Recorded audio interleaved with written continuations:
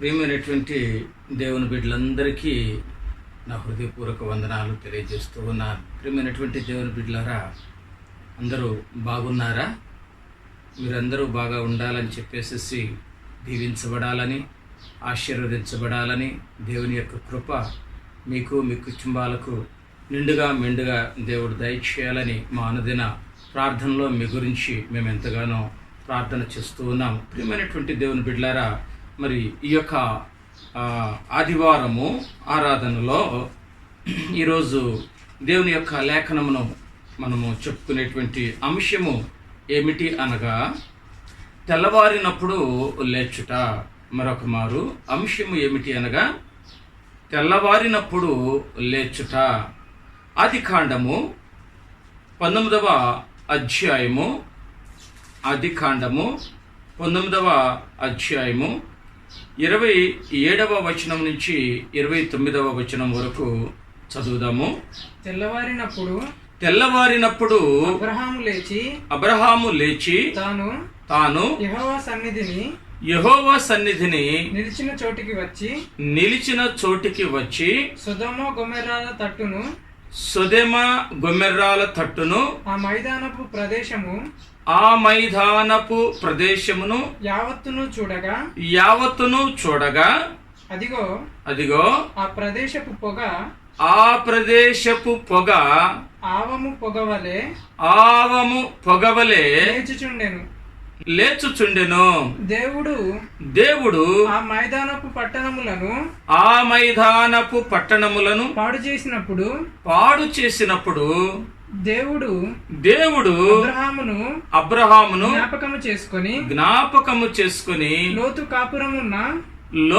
కాపురమున్న పట్టణములను నాశనము చేసినప్పుడు ఆ నాశనము మధ్యన లోతు నశించకుండా అతనిని తప్పించెను. దేవునికి స్తోత్రములు కలుగునుగాక. ప్రియమైనటువంటి దేవుని బిడ్డలారా, ఈ యొక్క లేఖనమును మనం చూసినప్పుడు సొదొమ గొమొర్రా పట్టణాలు చాలా భయంకరమైనటువంటి పాపముతో కూడి లైంగిక దుర్నీతితోనూ అనైతికత దుర్మార్గతలో ఆ యొక్క సొదొమ గొమొర్రా పట్టణ ప్రజలందరూ కూడా బహుగా భ్రష్టుపట్టి ఉండటము, దేవుని దృష్టికి అది హేయమైనదిగాను ఉండటం వలన దేవుని యొక్క ఉగ్రత ఆ సొదొమ గొమొర్రా పట్టణాల మీదకి వచ్చింది. ప్రియమైనటువంటి దేవుని బిడ్డలారా, అయితే అందులో నివసిస్తూ ఉన్నటువంటి లోతు మరి తాను చూస్తూ ఉన్న వింటూ ఉన్న అసహ్య కార్యాలకు లోతు దుఃఖపడిన సాంఘిక భౌతికమైనటువంటి ప్రయోజనాల దృష్ట్యా సొదొమ దుర్మార్గాన్ని సహించడానికి అతడు ఇష్టపడుతున్నాడు అని మనము అర్థం చేసుకోవచ్చు. అయితే ఈ సర్దుబాటు లేక రాజీతత్వం అతని కుటుంబానికి విషాదాన్ని కలిగించిందని మనము జ్ఞాపకం ఉంచుకోవాలి. ప్రియమైనటువంటి దేవుని బిడ్డలారా, అయితే ఈ సమయంలో మనము జ్ఞాపకం చేసుకోవలసిన విషయము ఏమిటి అని అనగా, మరి ఆదికాండం 18వ అధ్యాయం 23 నుంచి 32 దాకా మనం చదివినట్లయితే అక్కడ అబ్రహాము దేవునితో ఆయన ప్రార్థన చేస్తూ అడుగుతూ ఉన్నాడు. ఏమని అడుగుతున్నాడు అనంటే, దేవా, నీవు దుష్టులతో కూడా నీతిమంతులను నాశనము చేయుదువా?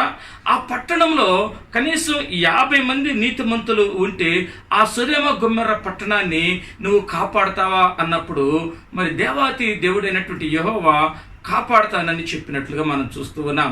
తరువాత మరి 45 మంది ఉంటే నీతిమంతులు ఉంటే నువ్వు కాపాడతావన్నప్పుడు 45 మంది ఉన్నా కానీ కాపాడతాను అని దేవాతి దేవుడు చెప్పినట్లు చూస్తున్నాం.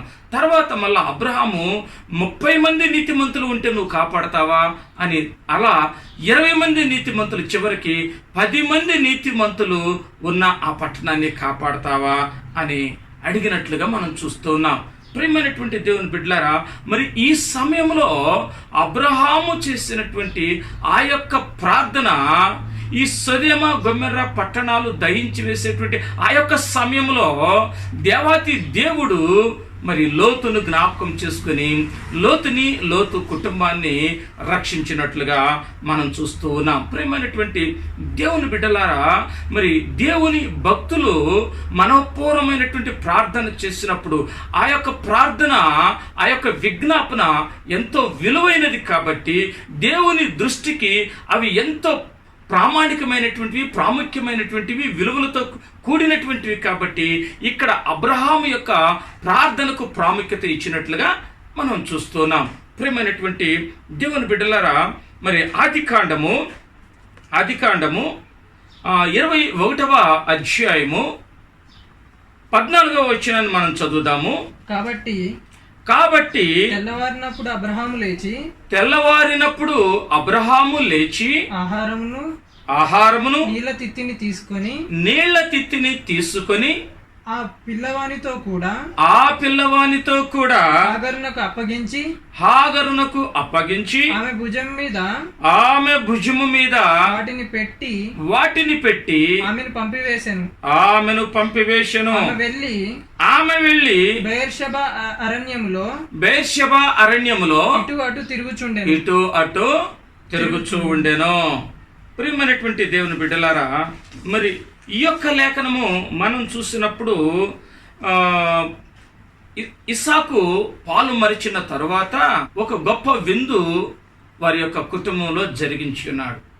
అయితే ఆ సమయంలో మరి ఇస్మాయేలు ఇస్సాకుని పరిహాసం చేయటము శారా చూసి, శారా తన భర్త అయినటువంటి అబ్రహాముతో అంటుంది, ఇదిగో హాగర్ను తన యొక్క కుమారుడైనటువంటి ఇస్మాయేలును ఇంటి నుంచి పంపించమన్నప్పుడు మరి అబ్రహాము ఎంతో దుఃఖపడినట్లుగా మనం చూస్తూ ఉన్నాం.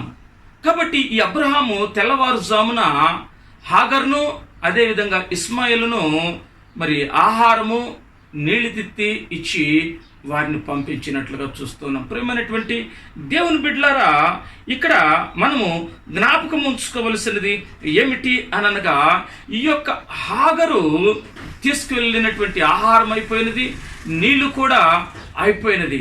అయితే నీళ్లు లేక, ఆహారం లేక తన కుమారుడైనటువంటి ఇస్మాయేలు మరి చనిపోవటము ఆమె చూడలేక ఎంతగానో దుఃఖిస్తూ ఉంది. అయితే ఆ సమయంలో దేవాతి దేవుడు మరి హాగర్ మీద జాలిపడినట్లు మనం చూస్తున్నాం. ప్రియమైనటువంటి దేవుని బిడ్డలారా, ఆ సమయంలో హాగర్ యొక్క మరి కన్నులు తెరవబడ్డాయి. వెంటనే ఆమెకు ఒక సెలయేరు కనపడటము, ఆ సెలయేరులో నీళ్ళ తిత్తు ద్వారా నీళ్లు తీసుకుని వచ్చి తన కుమారుని బ్రతికించుకున్నట్లుగా మనం చూస్తూ ఉన్నాము. ప్రియమైనటువంటి దేవుని బిడ్డలారా, కాబట్టి తెల్లవారుజామున ఎందుకు చెప్తున్నాము ఈ యొక్క అంశములు అనంటే, మొదటి విషయంలో లోతును కాపాడినప్పుడు కూడా తెల్లవారుజామున అని వ్రాయబడి ఉన్నది.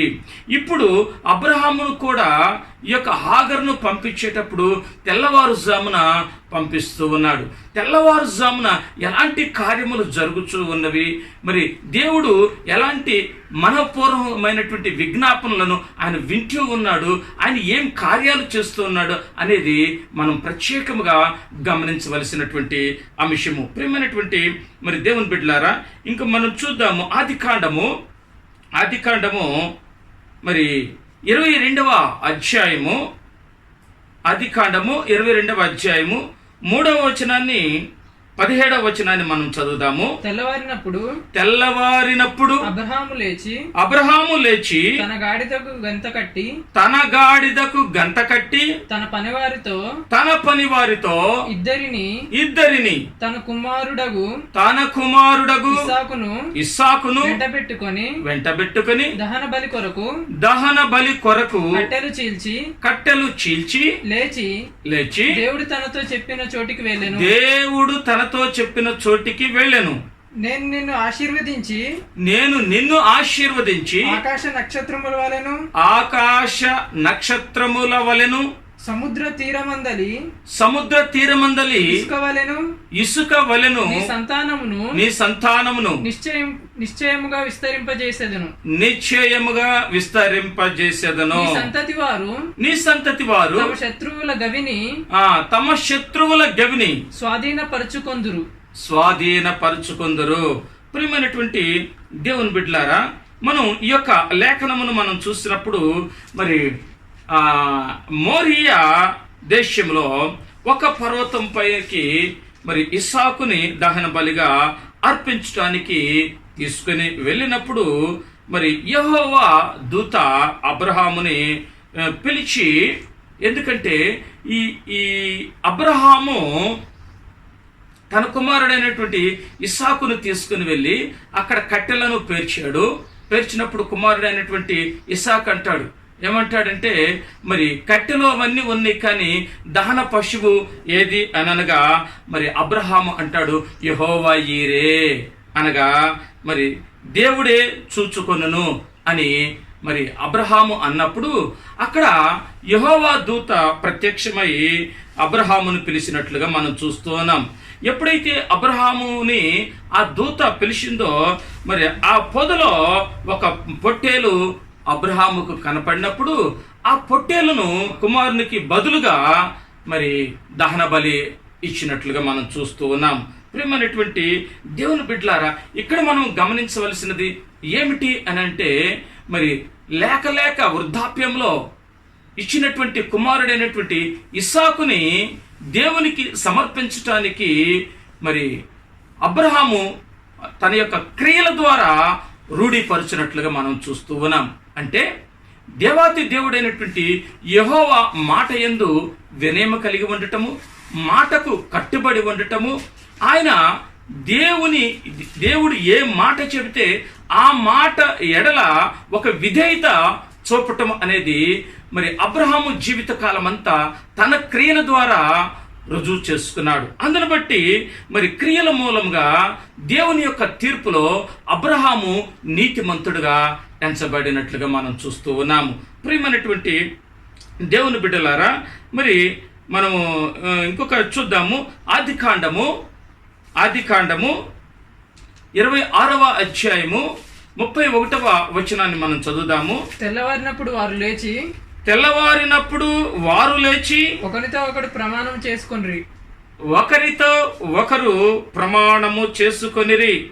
తర్వాత ఇస్సాకు వారిని సాగనంపగా వారు అతని యొద్ద నుండి సమాధానముగా వెళ్ళిరి.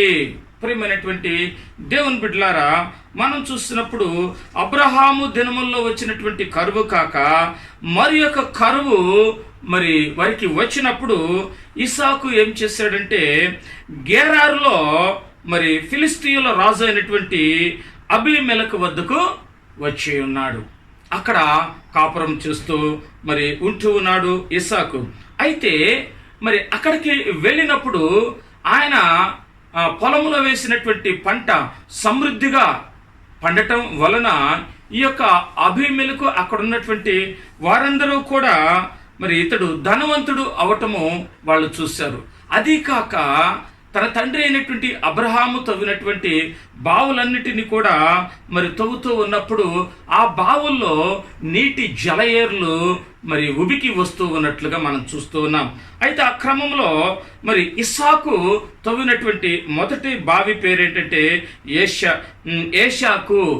ఆ బావికి మొట్టమొదటి బావికి ఏషాకు అని పేరు పెట్టాడు. అయితే అక్కడ ఉన్నటువంటి ఆ యొక్క గెరారు ప్రజలు వచ్చేసేసి ఆ బావిని మరి ఇస్సాకుతో మరి వాగ్యుద్ధం చేసుకొని ఆ బావిని వాళ్ళు తీసుకున్నట్లుగా మనం చూస్తున్నాం. తర్వాత ఇంకొక బావిని తవ్వాడు. ఆ బావిని తవ్వి ఆ బావికి సిత్నా అని పేరు పెట్టాడు. అయితే ఈ ప్రజలు అక్కడికి వచ్చి వాళ్ళు ఈ ఇస్సాకుతో పోట్లాడి ఆ బావిని కూడా స్వాధీనపరుచుకున్నారు. తర్వాత మూడో బావి దగ్గరికి వెళ్ళి మూడో చోట మళ్ళా బావి తవ్వినప్పుడు అక్కడ కూడా నీళ్లు పడ్డాయి. అయితే అక్కడికి మాత్రం ఈ ప్రజలు వచ్చి మరి ఇస్సాకుతో గొడవ పడలేదు. అందుకని ఇస్సాకు ఏం చేస్తున్నాడంటే ఆ బావికి రెహబోతు అనేటువంటి పేరు పెట్టాడు, అంటే ఆశీర్వాదం పొందినటువంటి బావి. అయితే ఇక్కడ ఆ బావిని తవ్వి, మూడో బావిని తవ్వి అక్కడి నుంచి మరలా వాళ్ళు బయలుదేరి బెర్షెబా అక్కడ లోయలోనికి వెళ్ళి అక్కడ నివసిస్తూ అక్కడ కూడా ఒక బావిని తవ్వి బావిని ఏర్పాటు చేసుకుని వాళ్ళు అభివృద్ధి చెంది మరి ఎంతగానో వాళ్ళు మరి దేవుని ఆశీర్వాదంలో ఈ యొక్క ఇస్సాకు అక్కడ జీవిస్తూ ఉంటూ ఉండగా అబీమెలెకు ఏం చేశాడంటే ఇతని యందు నిశ్చయముగా దేవుని యొక్క కృప ఉన్నది, దేవుని తోడు ఉన్నది, యెహోవా ఇస్సాకుకు తోడుగా ఉన్నాడని నమ్మాడు, విశ్వసించాడు. అందును బట్టి ఏం చేశాడంటే ఇస్సాకు దగ్గరకు వచ్చేసి మరి వాళ్ళు ఒక తీర్మానం చేసుకొని, ఒక ప్రమాణం చేసుకొని, ఒకరికొకరు కొట్లాడుకోవద్దని చెప్పేసి ఒక తీర్మానం చేసుకున్నప్పుడు ఇస్సాకు అబీమెలెకుకి వారందరికీ కూడా గొప్ప విందు చేసినట్లుగా మనం చూస్తూ ఉన్నాం. ప్రియమైనటువంటి దేవుని బిడ్డలారా, అయితే ఈ సందర్భంలో ఇక్కడ మరి ఇస్సాకు అబీమెలెకుతో సమాధాన పడినట్లుగా మనము చూస్తూ ఉన్నాం. ప్రియమైనటువంటి దేవుని బిడ్డలారా, మరి ఆదికాండము 28వ అధ్యాయము 18వ వచనాన్ని మనం చదువుదాము. తెల్లవారినప్పుడు యాకోబు లేచి తాను తలగడగా చేసుకొనిన రాయి తీసి దానిని స్తంభముగా నిలిపి దాని కొన మీద నూనె పోసెను. ప్రియమైనటువంటి దేవుని బిడ్డలారా, మరి ఇక్కడ మనం ఈ లేఖనం మనం చూసినప్పుడు మరి ఇస్సాకు యాకోబును ఆశీర్వదించి పద్దన్రాములో ఉన్నటువంటి నీ తల్లి సహోదరుడగు లాబాను కుమార్తెలలో ఒకదానిని చేసుకోమని ఆజ్ఞ ఇచ్చినప్పుడు ఈ యొక్క యాకోబు ఏం చేశాడంటే బేర్షెబా నుండి బయలుదేరి హారాను వైపు వెళుచు ఒక చోట రాత్రిపూట పండుకున్నట్లుగా మనం చూస్తున్నాం. ప్రియమైనటువంటి దేవుని బిడ్డలారా, అయితే ఆ రాత్రికాల సమయంలో మరి యాకోబు ఒక కలగన్నాడు.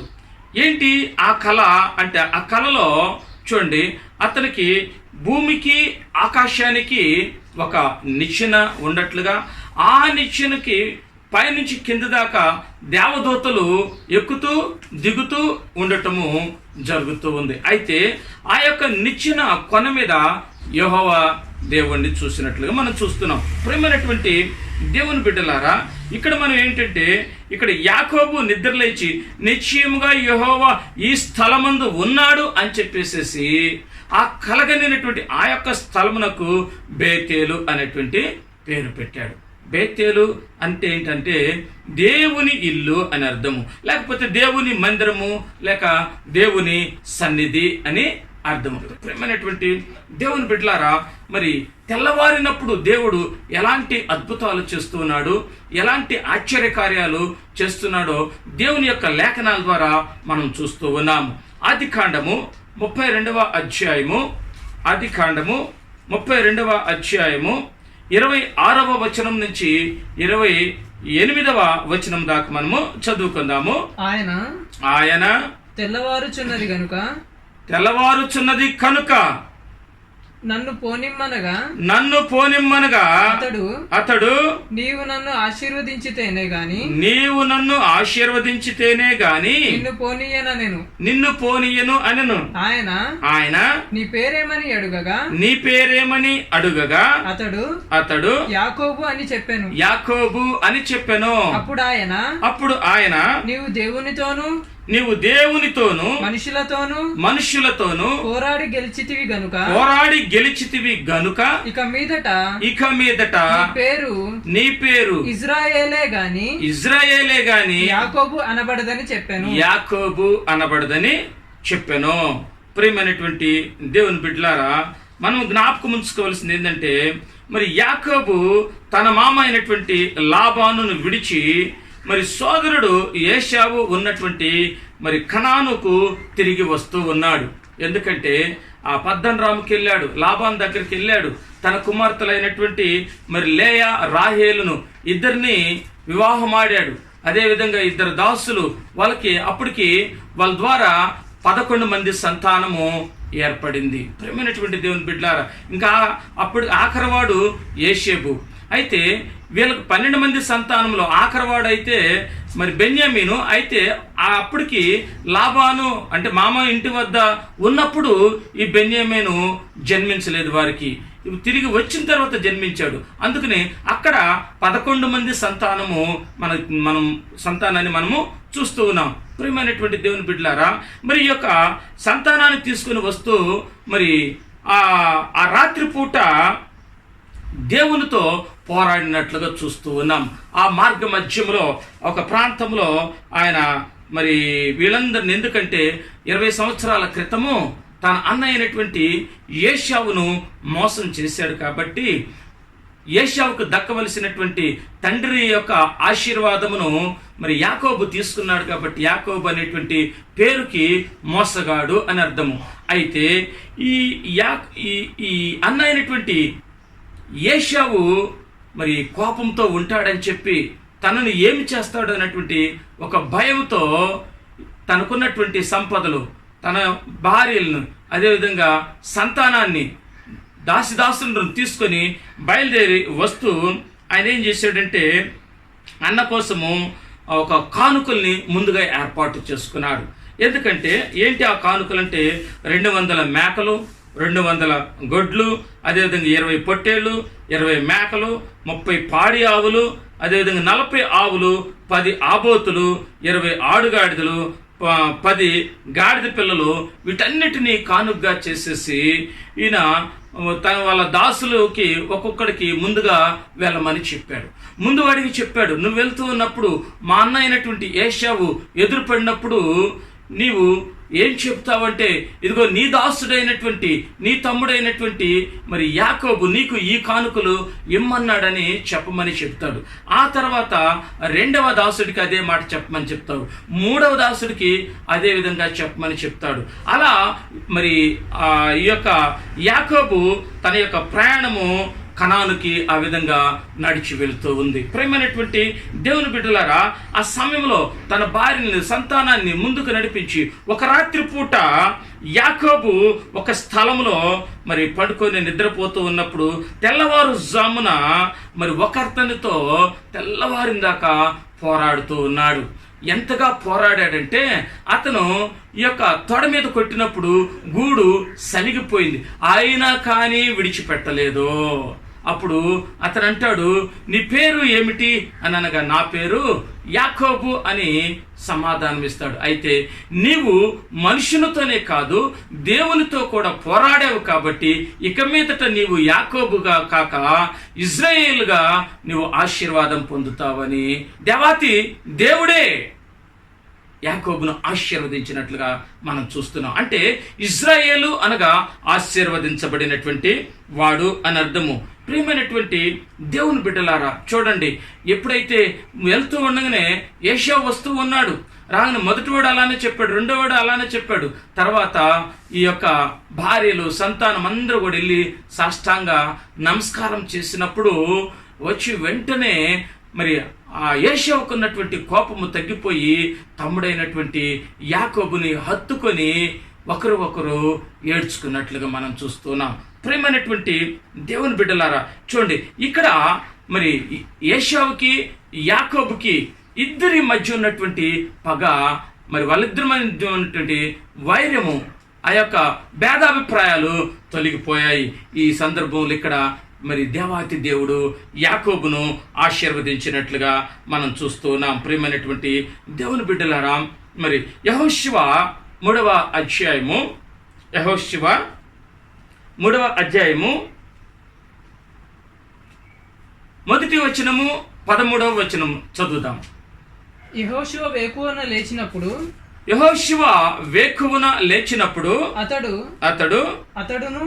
అతడును ఇశ్రాయేలీయులందరూ షిత్తీము నుండి బయలుదేరి యొర్దానుకు వచ్చి దానిని దాటక మునుపు అక్కడ నిలిచిరి. సర్వలోకనాథుడగు యెహోవా నిబంధన నిబంధన మందసమును మోయు యాజకుల అరకాళ్ళు ఆ యాజకుల అరికాళ్ళు యోర్దాను నీళ్లను ముట్టగానే యోర్దాను నది నీళ్లను ముట్టగానే యోర్దాను నీళ్లు అనగా ఎగువ నుండి పారు నీళ్లు ఆపబడి ఏకరాశిగా నిలిచెను. ప్రియమైనటువంటి దేవుని బిడ్డలారా, మరి ఈ లేఖనం మనం చూసినప్పుడు మరి దేనిని వీళ్ళు మోసుకొని వెళుతూ ఉన్నారు అంటే దేవుని యొక్క మందసమును మోసుకొని వెళుతూ ఉన్నారు. దేవుని యొక్క మందసము అనగా దేవుని యొక్క పరిశుద్ధత. వీళ్ళు పరిశుద్ధపరచబడినటువంటి వాళ్ళుగా అయిపోయినారు. దేవుని యొక్క మందసాన్ని మోసుకుంటూ వెళుతూ ఉన్నారు. యోర్దాను నదిని వీళ్ళ యొక్క పాదములు తాకగానే ఎప్పుడైతే వీరి భుజముల మీద మరి ఈ యొక్క దేవుని మందసము ఉన్నదో వాళ్ళు పరిశుద్ధపరచబడ్డారు. పరిశుద్ధులైనటువంటి వారి యొక్క పాదములు తాకినప్పుడు ఆ యొక్క యోర్దాను నది రెండుగా చీలిపోయినది. గతములో మరి ఎర్ర సముద్రమును రెండు పాయలుగా చీల్చినటువంటి దేవాతి దేవుడు మరి ఈ సమయంలో కూడా యోర్దాను నదిని రెండు పాయలుగా చీల్చి ఏకరాశిగా ఉంచినట్లుగా మనం చూస్తున్నాం. ప్రియమైనటువంటి దేవుని బిడ్డలారా, ఏ గృహములైతే దేవుని మందసము ఉంటుందో ఆ గృహములో మరి యోర్దాను నది దాటటం అంటే అర్థం ఏమిటి? మనకున్నటువంటి కష్టాలను దాటటమే.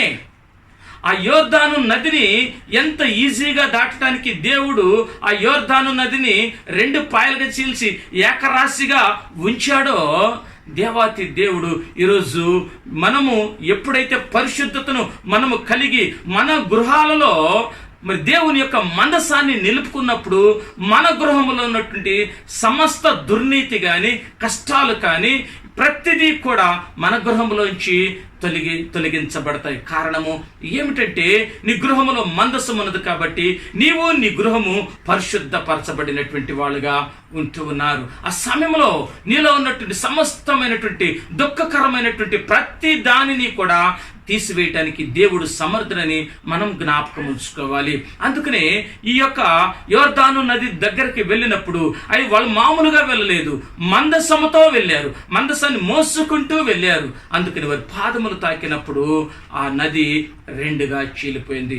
ప్రేమైనటువంటి దేవుని బిడ్డలారా, అందుకనే దేవుని మందసము అనగా పరిశుద్ధత అని మన ఈ కష్టాలను మరి దాటివేస్తుంది, ఇది తీరుస్తుందని మనము జ్ఞాపకం ఉంచుకోవాలి. న్యాయాధిపతులు 6వ అధ్యాయము 37వ వచనం నుంచి 40వ వచనం దాకా మనం చదువుదాం. నేను కళ్ళెమున గొర్రెబొచ్చు ఉంచిన తరువాత నేల అంతయు ఆరియుండగా ఆ గొర్రెబొచ్చు మీద మాత్రమే మంచు పడిన ఎడల నీవు సెలవిచ్చినట్లు ఇజ్రాయేలీలను నా మూలముగా రక్షించేదవని నేను నిశ్చయించుకొందునని దేవునితో అనెను. అలాగున జరిగెను. అతడు ప్రొద్దుట లేచి ఆ బొచ్చును పిండి నీళ్లతో పాత్ర నిండు వరకు ఆ బొచ్చు నుండి మంచును పిండెను. అప్పుడు గిద్యోను నీ కోపము నా మీద మండనీయకము ఇంకొక మారే ఆ బొచ్చు చేత శోధింప సెలవిమ్ము. ఆ నేల అంతటి మీద మంచు పడి ఉండగా ఆ బొచ్చు మాత్రమే పొడిగా ఉండనిమ్మని దేవునితో అనగా ఆ రాత్రి దేవుడు అలాగున సెలవిచ్చెను. నేల అంతటి మీద మంచు పడినను ఆ బొచ్చు మాత్రమే పొడిగా ఉండెను. దేవునికి స్తోత్రములు కలుగును గాక. ప్రియమైనటువంటి దేవుని బిడ్డలారా, ఈ లేఖనమును మనం చూసినప్పుడు మరి ఇజ్రాయేలీలు ప్రజలు అందరూ కూడా మరి కనానులో వివిధ మతాల సమ్మేళనంలో వాళ్ళందరూ కూడా లీనమైపోయి ఉన్నప్పుడు వీళ్ళు చేసినటువంటి ఈ యొక్క దుర్మార్గమైనటువంటి పని ద్వారా మరి దేవాతి దేవుడు ఈ యొక్క ఇజ్రాయేలీల ప్రజలను 7 సంవత్సరములుగా మిద్యానీయులకు, అమాలేకీయులకు మరి వారి యొక్క ఆక్రమణకు, అణిచివేతకు గురి చేసినట్లుగా మనం చూస్తూ ఉన్నాం. ప్రియమైనటువంటి దేవుని బిడ్డలారా, అయితే ఎప్పుడైతే ఈ యొక్క మిద్యానీయులు, అమాలేకీయుల అణిచివేతలో ఇజ్రాయేల్ ప్రజలు అణగారిపోయి ఉండి హీన స్థితిలో ఉన్నప్పుడు వారు తమ తప్పులను తెలుసుకొని అన్య మత సమ్మేళనం వైపు వెళ్లకుండా జీవము కలిగినటువంటి దేవాతి దేవుడి వైపు ఈ ఇజ్రాయేల్ ప్రజలంతా తిరిగి వారి కన్నీరు కారుస్తూ మరి దేవుణ్ణి మొరపెట్టినట్టుగా, యెహోవా తండ్రికి ప్రార్థన చేసినట్లుగా మనం చూస్తూ ఉన్నాము. ప్రియమైనటువంటి దేవుని బిడ్డలారా, మరి ఆ సమయంలో దేవుడు తన దూత ద్వారా మరి గిద్యోనుతో అంటుంటాడు, పరాక్రమము గల బలాఢ్యుడా అని చెప్పేసి మరి గిద్యోనును తట్టి లేపి తన యొక్క ప్రజలైనటువంటి ఇజ్రాయేలు ప్రజలను రక్షించటానికి మరి ఈ యొక్క గిద్యోనును మనం ఉపయోగించుకున్నట్లుగా మనం చూస్తూ ఉన్నాము. ప్రియమైనటువంటి దేవుని బిడ్డలారా, యోవాషు కుమారుడైనటువంటి ఈ యొక్క గిద్యోను మరి వారిని సంహరించి తన ప్రజలను రక్షించడానికి సమర్థులని దేవుడు నిశ్చయించున్నాడు. కాబట్టి ఇక్కడ గిద్యోను అంటున్నాడు, దేవా, ఇదిగో నేను నిన్ను నమ్మటానికి, నీ మాట మీద నేను విశ్వాసము కలిగి ఉండటానికి నాకు ఒక అద్భుత కార్యము లేక ఒక సూచక క్రియను చేయమని అడిగినప్పుడు ఆయన అడుగుతున్నది ఏంటంటే, ఒక గొర్రెబొచ్చును తీసుకొచ్చి, ఇదిగో ఈ నేలంతా పొడిగుండాలి, ఈ గొర్రెబొచ్చు మాత్రమే అది మరి దాని మీద మాత్రమే మంచు పడాలని చెప్పేసి అడిగినప్పుడు ఆ దేవాతి దేవుడు ఆ దూత ద్వారా ఆ సూచక క్రియ జరిగించినట్లు చూస్తున్నాం. ఆ గొర్రె బొచ్చును తీసుకొని పిండినప్పుడు అవునా మరి నీరు వచ్చింది. మిగతా ప్రాంతం అంతా కూడా, ఆ నేలంతా కూడా ఎండిపోయి ఉన్నది. తర్వాత అడుగుతాడు, ఇంకొక మారే నిన్ను శోధిస్తానని అడిగినప్పుడు, ఇదిగో ఈ గొర్రెబొచ్చు మాత్రమే పొడిగా ఉండాలి, మిగతా నేలంతా మంచుతో కప్పబడాలని అడిగినప్పుడు మరి దేవుడు తన దూత ద్వారా ఆ యొక్క సూచక క్రియను కూడా జరిగించాడు. ఆ సమయంలో అప్పుడు గిద్యోను విశ్వసించాడు, దేవుని మాటకు లోబడ్డాడు, విధేయత కలిగి ఉన్నాడు, వినయము కలిగి ఉన్నాడు. కాబట్టి ఆ దేవుణ్ణి ప్రార్థించి మొరపెట్టి అడుగుతున్నప్పుడు అక్కడున్నటువంటి ప్రజల అందరూ కూడా మరి గిద్యోని యొక్క సైనికులు మొత్తం అంతా వాళ్ళు ఎంతమంది ఉన్నారంటే 10,000 మంది ఉన్నారు. అయితే దేవుడిని అడిగినప్పుడు దేవుడు అంటాడు, వీళ్ళలో ఎవరైతే భయం ఉందో, గడగడ వణుకుతున్నారో, ఎవరిని చూసి మిద్యానీయులను, అమాలేకీయులను చూసి ఎవరైతే భయపడుతున్నారో వారందరినీ ఇళ్ళకి వెళ్ళిపోమని చెప్తాడు. ఇళ్ళకి వెళ్ళిపోమని చెప్పినప్పుడు ఈ 10,000లో దగ్గరగా ఒక 8,000 మంది ఇంటికి వెళ్ళిపోయారు. ఇంకెంతమంది మిగిలారు? 2,000 మంది మిగిలిపోయారు. ఈ 2,000 మందిని కూడా మరి 2,000 మందితోనే ఈ యొక్క మరి మిద్యానీయులను, అమాలేకీయులను గెలవగలనా అన్నప్పుడు ఆ 2,000 మందిని కూడా పరీక్ష చేస్తాడు. వారిని నీటి దగ్గరకు తీసుకెళ్ళినప్పుడు అందులో కొంతమంది మోకాళ్ళు వంచి మరి నీళ్లను గతుకుతూ, కుక్క గతికినట్టు గతుకుతూ తాగుతూ ఉన్నారు. కొంతమంది ఏం చేశారంటే నీటిని పైకి తీసుకొని తాగారు. అయితే మరి దేవుడు చెప్తాడు, ఆ మోకాళ్ళు వంచి ఆ కుక్క గతికిన వాళ్ళను కూడా ఇంటికి పంపించేయమంటాడు. అలా పంపిస్తే 1,700 మంది వెళ్ళిపోతారు 2,000లో. ఇంక మిగిలింది ఎంతమంది? 300 మంది.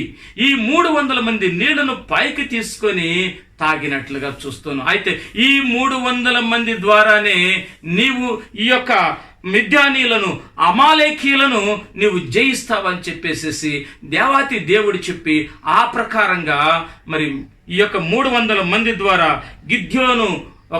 గిద్యోని యొక్క పరాక్రమ వీరుడు, ఈయన బలాఢ్యుడు, ఈయన సారథ్యంలో తన ప్రజలైనటువంటి మరి ఇజ్రాయేల్ ప్రజలను కాపాడినట్లుగా మనం చూస్తూ ఉన్నాం. ప్రియమైనటువంటి దేవుని బిడ్డలారా, మనము జ్ఞాపకం ఉంచుకోవలసినది ఏమిటి అనంటే, మనము దేవుని మీద పూర్తిగా ఆధారపడి ఉండటము, దేవుణ్ణి మరి విశ్వసించటము, దేవుని యందు మన యొక్క విశ్వాసం సంపూర్ణత సంతరించుకోవటం అనేది ప్రతి ఒక్క దేవుని భక్తులలోనూ మరి అవి జరిగినప్పుడు ఎలాంటి కష్టం వచ్చినా, ఎలాంటి మరి కుటుంబాలలోనికి సాతాను శక్తులు ప్రవేశించినప్పటికీ కూడా వాటిని జయించవచ్చును. ప్రియమైనటువంటి దేవుని బిడ్డలారా, మరి మనం చూసినప్పుడు మరి సమూయేలు మొదటి గ్రంథము 9వ అధ్యాయం 26వ వచనంలో తెల్లవారినప్పుడు సమూయేలు సౌలు దగ్గరకు వస్తాడు. సౌలు దగ్గరకు వచ్చేసి తైలపు బుడ్డిని తీసుకొచ్చి అతన్ని ఇజ్రాయేల్ ప్రజల మీద రాజుగా అభిషేకించినట్లు చూస్తున్నాం. ప్రియమైనటువంటి దేవుని బిడ్డలారా, ఎందుకంటే దేవాతి దేవుడు తెల్లవారుజామున ఈ యొక్క సమూయేలుకి ఇచ్చినటువంటి ఆ దర్శనం ఏమిటంటే ఆ సమయంలో సౌలుని అభిషేకించటమే. ఇంకా మొదటి సమూయేలు 17:20 చూసినట్లు 17వ అధ్యాయము 20వ వచనంలో మరి ఉదయమున గొర్రెల కాపరికి యెషై కుమారుడైనటువంటి దావీదు ఏం చేస్తుంటే గొర్రెలను అప్పచెప్పి తండ్రి ఆజ్ఞ చొప్పున ఆయన అన్నలకి ఆహారం అంటే 10 రొట్టెలు 10 జున్నుగడ్డలు వీటిని తీసుకొని మరి ఆ యుద్ధ పంక్తుల వద్దకు వెళ్ళినప్పుడు అక్కడ గొలియాతుని తనకున్నటువంటి వడిశాలతో కొట్టి ఆ యొక్క అంత గొప్ప 13 అడుగులు ఉన్నటువంటి గొలియాతును కూడా జయించినట్లుగా మనం చూస్తూ ఉన్నాము. మరి మార్కు సువార్త 1వ అధ్యాయము 35వ వచనంలో యేసుక్రీస్తు ప్రభువుల వారు పెందల కాడే లేచి ప్రార్థన చేస్తూ మరి మనకి ఆయన ఉదయకాలపు ప్రార్థన అతి ప్రాముఖ్యమైనదని మనకు మాదిరికరంగా చూపిస్తున్నట్లుగా చూస్తున్నాం. అదేవిధంగా యోహాను 8వ అధ్యాయము 2వ వచనంలో తెల్లవారుగానే యేసు దేవాలయంలోకి ప్రవేశించగానే అక్కడికి కొంతమంది వచ్చినప్పుడు వారందరికీ కూడా యేసుక్రీస్తు ప్రభుల వారు బోధ చేస్తూ ఉంటే అక్కడికి శాస్త్రులు పరిసయ్యులు వీళ్ళందరూ వచ్చేసి మరి పాపము అంటే వ్యభిచారం చేసినటువంటి స్త్రీ గురించి ఆయన పదే అడుగుతూ ఉన్నారు. ఇదిగో మోషే ధర్మశాస్త్రం ప్రకారంగా ఈ వ్యభిచారం చేసినటువంటి స్త్రీని రాళ్ళు రువ్వి చంపటము న్యాయము అని చెప్పినప్పుడు యేసుక్రీస్తు ప్రభుల వారు వారి యొక్క పాపములన్నిటినీ నేల మీద రాస్తూ ఉంటే అక్కడి నుంచి వాళ్ళందరూ కూడా ఎవరికి వాళ్ళు పాపములు తెలుసుకొని పారిపోయారు. అయితే అక్కడ ఆ పాపపు స్త్రీ వ్యభిచార స్త్రీకి ఇక మీదట నువ్వు వ్యభిచారం చేయవద్దు, నీ భర్తతోనే నువ్వు ఉండమని చెప్పి ఆ సమయంలో మరి ఆ యొక్క స్త్రీ యొక్క పాపమును విమోచన చేసినట్లుగా మనం చూస్తూ ఉన్నాం. ప్రియమైనటువంటి మరి దేవుని బిడ్డలారా, మనము ఈ యొక్క లేఖనాలను మనం చూసినప్పుడు మరి తెల్లవారినప్పుడు లేవటం వలన ఏమి జరుగుతుంది అంటే మొదటిగా మనం ఏం చూసామంటే లోతును కాపాడటము చూసాము. రెండవది ఆగర్ పైన జాలి పడటం చూసాము. మూడవది అబ్రహాము క్రియల మూలముగా మరి నీతిమంతుడుగా తీర్పు పొందాడు. ఉదయకాలం లేవటం వలన మరి నాలుగవదిగా ఇసాకు అబీమెలెకులు సమాధాన పడి ఉన్నారు. ఐదవది యాకోబు సంతానము ఇస్కరేణువులంతగా ఆశీర్వాదం పొందుకొని ఉన్నది. ఆరవది యాకోబు ఇజ్రాయేలు ఆశీర్వదించబడ్డారు. ఏడవదిగా దేవుని యొక్క మందసం అనగా మరి పరిశుద్ధత మరి వారి యొక్క కష్టాలను దాటవేస్తుంది. ఎనిమిదవది ఇజ్రాయేలీలను రక్షించుటకు గిద్యోనును బలపరిచినట్లుగా మనం చూస్తూ ఉన్నాం. తొమ్మిదవది ఉదయకాల సమూయేలు ద్వారా సౌలు అభిషేకించబడ్డాడు. అదేవిధంగా ఇంకో 10వది ఏంటంటే ఉదయకాల సమయం బయలుదేరి ఆ గొర్రెలు విడిచి వెళ్ళినప్పుడు దావీదు తన యొక్క జీవితమే మారిపోయింది. గొర్రెల కాపురల చివరికి ఏమంటే మరి ఇజ్రాయేల్కి ఆయన రాజుగా అవటం జరిగింది. 11 యేసుక్రీస్తు ప్రభుల వారి యొక్క ప్రార్థన ఈరోజు విశ్వాసులకు ఉదయకాలపు ప్రార్థనకు మాదిరికరంగా ఉంటుంది. 12వది మరి ఉదయకాలమున దేవాలయ మందిరంలోనికి ప్రవేశించినప్పుడు ఆ యొక్క వ్యభిచార స్త్రీకి పాప విమోచన మరి జరిగినది. ప్రియమైనటువంటి దేవుని బిడ్డలారా, మనము జ్ఞాపకం ఉంచుకోవాల్సినది ఏమిటంటే మరి ఈ సమయంలో ఉదయకాలము లేవటము, వేకువజామున లేవటము, తెల్లవారుచుండగా లేవటము, దేవునికి ప్రార్థన చేయటము, మనోపూర్వకమైనటువంటి ప్రార్థనలు మన యొక్క హృదయాన్ని సంపూర్ణంగా పరిపూర్ణంగా దేవునికి సమర్పించటము అనేది మన జీవితంలో అత్యంత ప్రాముఖ్యమైనటువంటిది. మరి దేవుని బిడ్డలకు, దేవుని భక్తులకు ఈ ఉదయకాల సమయంలో దేవుని యందు ధ్యానము కలిగి ఉండటము, దేవుణ్ణి తలుసుకోవటము, దేవుణ్ణి మరి ప్రార్థన విజ్ఞాపనల ద్వారా మీకు కలిగినటువంటి సమస్తమైనటువంటి దుఃఖకరమైనటువంటి బాధాకరమైనటువంటి ఎలాంటివైనా గృహాలలో ఉన్నప్పుడు వాటిని తీసివేయమని దేవుని అడగటానికి ఉదయకాలపు ప్రార్థన ఎంతో ప్రాముఖ్యత సంచరించుకుంది. ప్రియమైనటువంటి దేవుని బిడ్డలారా, బైబిల్ గ్రంథంలో మనం చూసాం ఎన్ని అద్భుతాలు జరిగినాయి. మరి ఇప్పటికీ కూడా చాలా మంది ఏం చేస్తారంటే వాళ్ళు ఫేస్బుక్లు, వాట్సాప్లు అవి చూసుకుంటా రాత్రి 12 గంటల దాకా 1 గంట దాకా ఉండి తెల్లవారుజామున లెగుస్తారంటే లేవరు. ఎప్పటికి లెగుస్తారు? 10కో 1 గంటకో లెగుస్తారు. ఎందుకంటే దేవుడు నీకు ఆశీర్వాదాలు ఇవ్వాలని ఆయన మరి నీ కోసము దాచిపెట్టి ఉంచితే నువ్వు మాత్రం ఉదయకాలము లేవకుండా, ఉదయకాలము దేవుని ప్రార్థన చేయకుండా, దేవుడు ఇవ్వవలసినటువంటి వాటిని తీసుకోకుండా, పొందుకోకుండా నీవు ఇంకా కష్టాల్లోనికి, శాపాల్లోనికి, దుఃఖాల్లోనికి నీవు నీ కుటుంబాన్ని తీసుకొని వెళుతూ ఉన్నావు. ప్రియమైనటువంటి దేవుని బిడ్డలారా, మనం జ్ఞాపకం చేసుకోవాలి. ఇంతమంది జీవితాలను మనం చూసాము. ఉదయకాలం లేచినప్పుడు దేవుడు ఎంత అద్భుత కార్యాలు జరిగించి ఉన్నాడో.